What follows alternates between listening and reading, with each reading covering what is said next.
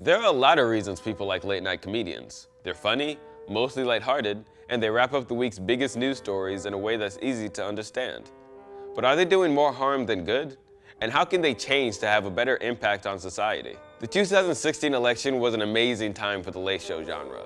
They were getting material left and right, every week with a new hot take, and I loved it. Saturday Night Live was killing it, Last Week Tonight was informative, and Stephen Colbert's Trump impersonation cracked me up every time.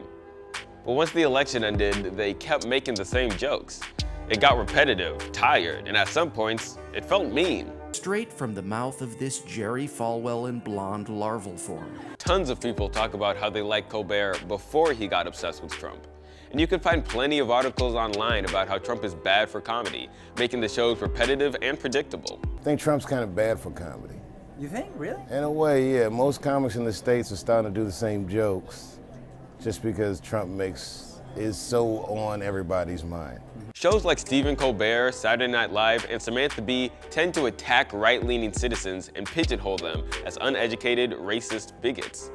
They feel like a celebration of liberal beliefs instead of finding a balance between the two parties. Let me just say, one mother to another, do something about your dad's immigration practices, you feckless.